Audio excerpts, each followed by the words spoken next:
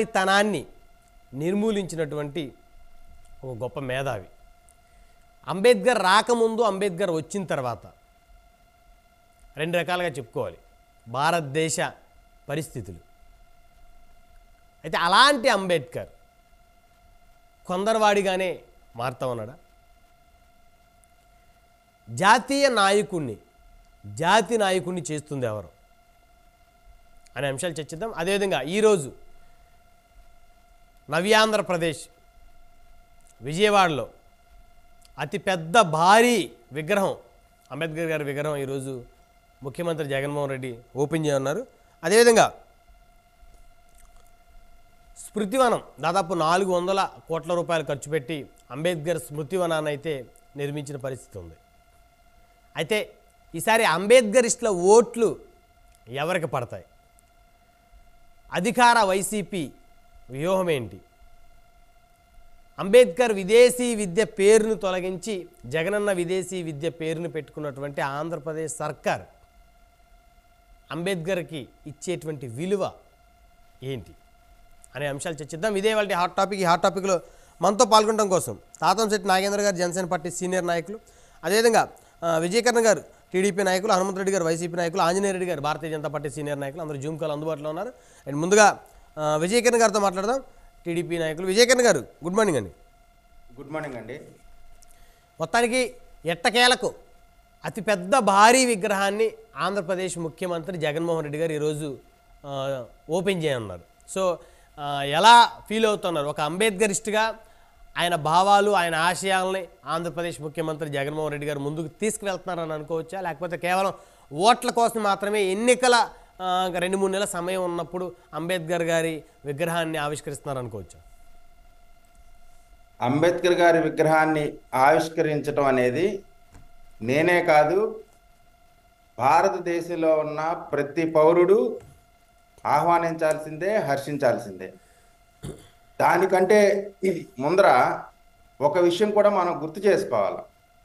అంబేద్కర్ గారి 125 సంవత్సరాల జయంతి సందర్భంగా అప్పుడున్నటువంటి ముఖ్యమంత్రి చంద్రబాబు నాయుడు గారు సంకల్పించినటువంటి సంకల్పం అంబేద్కర్ గారి 125 అడుగుల విగ్రహం 33 ఎకరాల విశాలమైన స్థలంలో ఆంధ్రప్రదేశ్కి రాజధానిగా ప్రకటించినటువంటి అమరావతి ప్రాంతంలో, అది కూడా ఇక భారతదేశంలో ఎక్కడెక్కడైతే అంబేద్కర్ గారు జీవించారో, అంబేద్కర్ గారు ఎక్కడెక్కడైతే చదువుకున్నారో, ఎక్కడెక్కడ భీమ్ కోరేగావ్ లాంటి ప్రదేశాల నుంచి ఆ ప్రాంతాల్లో ఉన్నటువంటి మట్టిని వాటిని కూడా తీసుకొచ్చి చాలా అంగరంగ వైభవంగా ఆంధ్రప్రదేశ్లో ఉన్నటువంటి మేధావుల్ని, దళితుల్ని అందరినీ కూడా దాంట్లో ఇన్వాల్వ్ చేసి అప్పుడు సోషల్ వెల్ఫేర్ మినిస్టర్గా ఉన్నటువంటి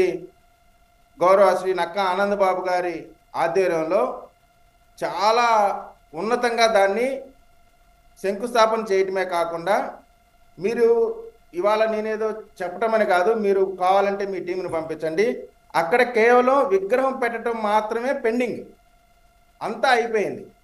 ఈ స్ఫూర్తితోనే గౌరవ ముఖ్యమంత్రిగా ఉన్నటువంటి అప్పటి కేసీఆర్ గారు కూడా హైదరాబాద్లో కూడా 125 అడుగుల విగ్రహం పెడదామనేటువంటి ఆలోచనకు వచ్చిన తర్వాత, ఆయన రెండోసారి ముఖ్యమంత్రి అయిన తర్వాత మాత్రమే ఆ విగ్రహాన్ని పెట్టగలిగారు. ఎందుకంటే దానికి సంబంధించిన ఏర్పాట్లకి సమయం పడుతుంది కాబట్టి. సరే, జగన్మోహన్ రెడ్డి గారు ఇక్కడ విగ్రహం పెట్టారు, దాన్ని ఆహ్వానిస్తా ఉన్నాం.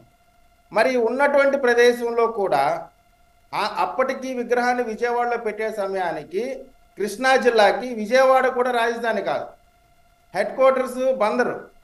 కానీ ఆంధ్రప్రదేశ్కి రాజధానిగా ఉన్నటువంటి ప్రాంతంలో పెట్టినటువంటి అంబేద్కర్ గారి విగ్రహాన్ని ఒక జిల్లాకి కూడా హెడ్ క్వార్టర్స్ కానీ విజయవాడలో పెట్టడాన్ని కొంత ఆక్షేపించాలా, తప్పని చెప్పట్లా, ఆక్షేపించాలా.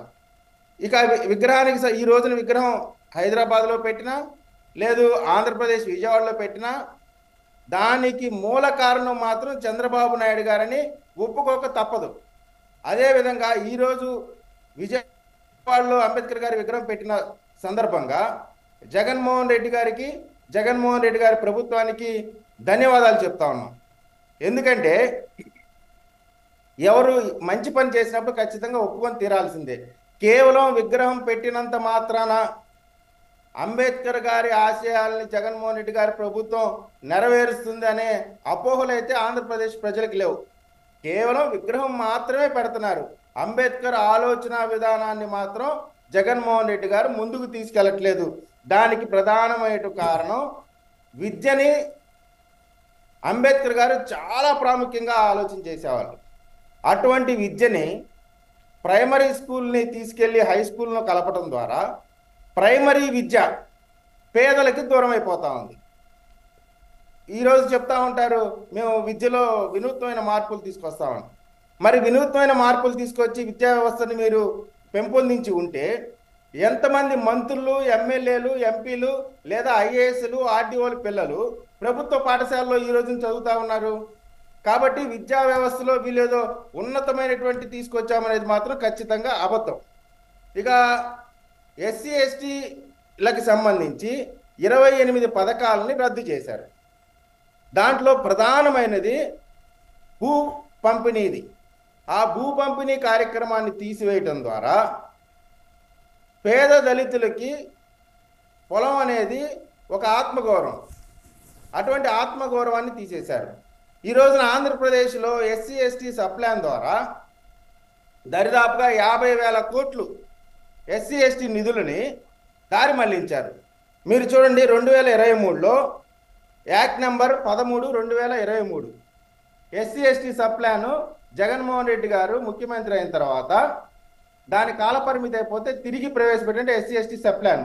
ఈ సప్లాన్ కాగితాన్ని చూడండి. ఇది చించి ఎందుకు పనికిరాని చిత్తు కాగితం చేశాడు. ఇటువంటి యాక్ట్ని ప్రవేశపెట్టి కేవలం కన్నీళ్లు తోడటానికి మాత్రమే ఆ యాక్ట్ని ప్రవేశపెట్టారు. వీళ్ళు చెప్తా ఉన్నారు పంచాయతీ వ్యవస్థ, అంబేద్కర్ గారు ఆర్టికల్ 40 ద్వారా పంచాయతీ వ్యవస్థల్ని బలపరిచారు. వీరేం చేశారు? పంచాయతీ వ్యవస్థల్ని నిర్వీర్యం చేశారు. అదేవిధంగా మీకు ఏ ఆర్టికల్ని చూసినా ఎస్సీ ఎస్టీలకు సంబంధించిన ఏ కార్యక్రమం కూడా ఈయన చేయలేకపోయాడు. ఇక ఇల్లు ఇచ్చామంటారు. ఇళ్లకు సంబంధించి భారతదేశంలో ఏ ప్రభుత్వం కానీ పేదలకు ఇచ్చేటప్పుడు 1 సెంట్ ఇవ్వటం అనేది ఎప్పుడూ లేదు. కనీసం అంటే 48 గజాలు, 49 గజాలు. ప్రతి ప్రభుత్వం కనీసం అంటే 100 గజాల నుంచి 300 గజాల వరకు పేదలకి పంచేవాళ్ళు. అంటే పేదలకు ఇచ్చే దగ్గర ఎంత ఆచితూచి ఇస్తాడో అనేది స్పష్టంగా అర్థమవుతుంది. అది కూడా నగరంలో ఉండే వాళ్ళకి నగరాన్ని నుంచి ఒక 20 కిలోమీటర్లు 30 కిలోమీటర్లు దూరం తీసుకెళ్ళి అక్కడ ఇళ్ల స్థలాలు ఇచ్చారు. అది కట్టుకోవడానికి ఏర్పాటు చేశారంటే ఈ రోజుకి చేయలేకపోయారు. చెప్పడానికి మాత్రం 32 లక్షల ఇల్లు అంటా ఉన్నారు. ఈ ఆంధ్రప్రదేశ్లో ఎస్సీ ఎస్టీలు మిగతా వర్గాల వారితో సమానంగా ఉన్నారా? ఎంతో ఆర్థికంగా వెనకబడినటువంటి పరిస్థితులు ఎస్సీ ఎస్టీలు ఉంటే వారికి ఉన్నటువంటి పథకాలు తీసివేయటమే కాకుండా వారికి ప్రత్యేకంగా కల్పించవలసిన ఒక్క పథకాన్ని కూడా వారికి అమలు చేయట్లేదు. అంటే మీరు అంబేద్కర్ గారి మూర్తి పెట్టడం ద్వారా ఏదో అంబేద్కర్ గారి మీద ఏదో ప్రేమ కారిపోతుంది, లేదా ఈ ఎస్సీ ఎస్టీ బీసీ మైనార్టీల మీద ప్రేమ కారిపోతుందని చెప్పుకోవాలనుకుంటే మాత్రం అంత అమాయకంగా అంబేద్కర్ వాదులు లేరు. ఈరోజు ఖచ్చితంగా అంబేద్కర్ గారి మూర్తిని పెట్టి స్ఫూర్తిని మరిచారు. ఇక అంబేద్కర్ గారి విగ్రహంలో కూడా దోపిడీ. 150 కోట్లతో తెలంగాణలో అంబేద్కర్ గారి విగ్రహాన్ని పెడితే ఇక్కడ 400 కోట్లు అయింది. అంటే కేవలం అక్కడికి ఇక్కడికి డిఫరెన్స్ ఏంటంటే 25 అడుగుల పెడెస్ట్రాల్ పెంచారు. కేవలం 25 అడుగుల పెడెస్ట్రాల్ని పెంచడం ద్వారా 250 కోట్లు అధికంగా అవుతాయా? అవో. అంటే వీరు దోపిడీ చేయటానికి అంబేద్కర్ గారి స్మృతివనాన్ని కూడా వాడుకున్నారు. అవును, ఖచ్చితంగా ఈ ప్రభుత్వం దళితులకు సంబంధించిన అన్ని విషయాల్లో ఒకటి కాదు. ఈ రోజున దళితులని మొట్టమొదటిగా 2019లో బక్కి శ్రీనాథ్ అనే అతన్ని ఒక మామిడి తోటలో 2 మామిడికాయలు కోసుకున్నాడని అతన్ని చంపి డైరెక్ట్గా పంచాయతీ ఆఫీసులోనే ఉరివేసి చంపారు. ఆ రోజున ఎస్సీ ఎస్టీ అట్రాసిటీ యాక్ట్ని కరెక్ట్గా అమలు చేసి ఉంటే ఒక సుధాకర్ ఉదంతం జరిగేది కాదు. అదేవిధంగా ఒక దళిత డ్రైవరు సుబ్రహ్మణ్యం హత్య జరిగేది కాదు. ఆ హత్య డోర్ డెలివరీ జరిగేది కాదు.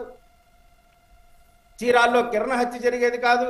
అంటే మీరు చూడండి, ప్రతి హత్య వెనక మీరు ఇవాళ ఈ రాష్ట్రంలో జరిగిన దారుణం ఏంటంటే, ఎస్సీ ఎస్టీ అట్రాసిటీ యాక్ట్ ప్రకారం అగ్రవర్ణాల ద్వారా హత్య గావించబడ్డ ఏ దళిత యువకుడు చంపబడ్డా వారికి గవర్నమెంట్ ఉద్యోగం ఇవ్వాలా, 5 ఎకరాల పొలం ఇవ్వాలా, 8.5 లక్షల రూపాయల డబ్బులు ఇవ్వాలా, ఇల్లు కట్టించి ఇవ్వాలా.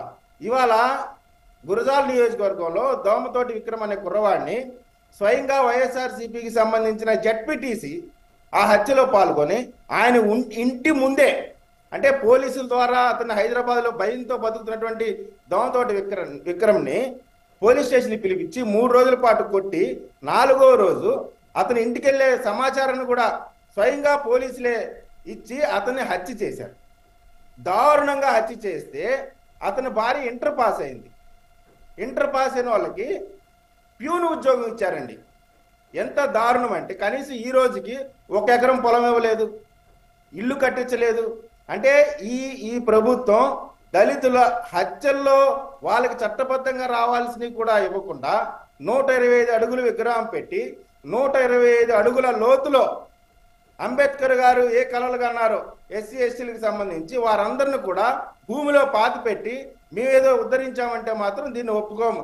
కానీ బాబాసాహెబ్ అంబేద్కర్ గారి ప్రపంచ మేధావిలో అక్కడికి బాబాసాహెబ్ అంబేద్కర్ గారి విగ్రహాన్ని పెట్టడం మాత్రమే సాధికారత కాదు. ఒక విషయం విజయకరణ్ గారు, ఇప్పుడు మీరు చెప్పినటువంటి అంశాలకు సంబంధించి దళితుల మీద కొన్ని చోట్ల దారుణాలు జరిగిన మాట వాస్తవం, దాన్నే కాదనే పరిస్థితి. కానీ అవన్నీ ముఖ్యమంత్రి జగన్మోహన్ రెడ్డి గారికి ఆపాదించడం ఎంతవరకు కరెక్ట్? ఆయనకి తెలిసి చేసేటువంటి పరిస్థితులు ఎందుకు ఉంటాయి? ఆయనకి తెలిస్తే ఎందుకు సైలెంట్గా ఉండే పరిస్థితి ఉంటుంది? జగన్మోహన్ రెడ్డి గారు ఈ హత్యలన్నీ చేపించారనో లేదు జగన్మోహన్ రెడ్డి గారికి దీంట్లో సంబంధం ఉందనో అని నేను చెప్పట్లేదు.